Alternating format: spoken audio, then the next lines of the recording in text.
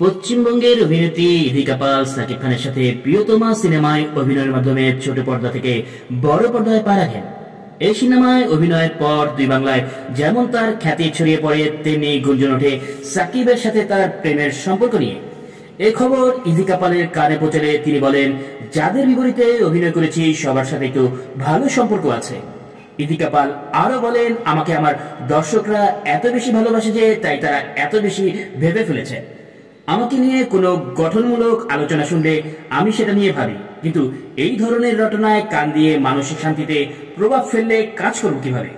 শোনা যাচ্ছে টালিপাড়ার খ্যাতমান ফটোগ্রাফার তথাগত ঘোষের সাথে বেশি সময় কাটাচ্ছেন ইদিকা পাল। সম্প্রতি তারা হিমাচলের ছিটফুলে একসাথে বেড়াতেও গিয়েছিলেন। তবে একা নয়, তাদের সঙ্গে ছিলেন কিছু বন্ধু বান্ধব। তাদের দুজনের পাহাড়ে উঠে কিছু মুহূর্তের ছবি দেখে এই গুঞ্জন শুরু হয়। অধিকাংশ নেটিজেনের প্রশ্ন, কার সঙ্গে প্রেম করছেন ইদিকা পাল। তবে রিলেশনশিপ স্ট্যাটাস নিয়ে ইদিকা পাল বলেন, আমাকে সত্যি যারা ভালোবাসে তাদের উদ্দেশ্যে বলি, আমি কিন্তু একেবারে সিঙ্গেল। প্রিয়তমার পর আর পেছনে ফিরে তাকাতে হয়নি ইদিকা পালকে। একটার পর একটা সিনেমায় কাজ করে যাচ্ছেন তিনি। ঢালিউডের পর টালিউডেও পা দিয়ে সুপারহিট ইদিকা পাল। দেবের সাথে জুটি বেঁধে খাদান সিনেমায় ও ব্লকবাস্টার এই নায়িকা।